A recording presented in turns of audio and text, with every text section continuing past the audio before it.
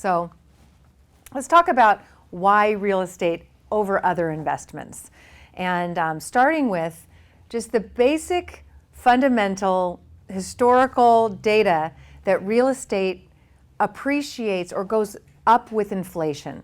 I don't even want to use the word appreciation because it's not getting more valuable. Real estate actually is just keeping up with the inflation that our country has been creating. And this chart shows that really well. That do you see this is 1940, 1950, 1960, not a lot of growth or growth in real estate prices. It stayed pretty flat.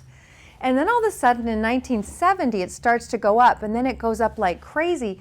Even in 2010, after the global recession, prices are still up higher than they were in the 90s. So why would that be? 1971, Nixon took us off the gold standard, which means that our currency didn't have to be tied to gold anymore.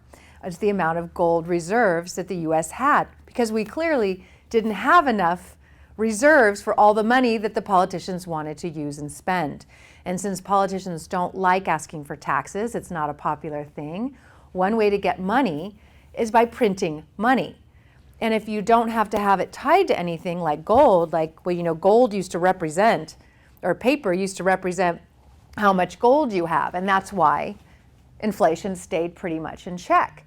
But then with Nixon, they said, you know what, we really need more money. We need more than we have in gold reserves, so let's remove that.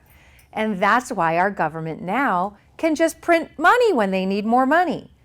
So what does that do to us? It creates inflation. More money thrown into the money supply, asset prices go up.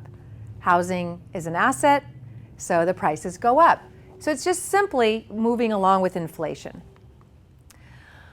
So we can see that since 1940, real estate has grown, or at least since 1970, has gone up in value an average of 6% every year, regardless of the fact that every decade there's been a major recession. In the 80s, we had the S&L crisis.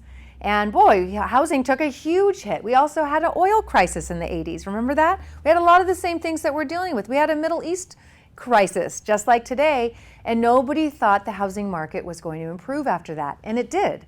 And then in the early 90s, I don't know if you remember, another major recession. I was lucky enough to buy a house in 1997 at the end of that, so prices were cheap. But even in spite of these major housing recessions, every decade, prices have gone up. It's not, again, because real estate's gotten more valuable. It's that there's just more money being poured into the system.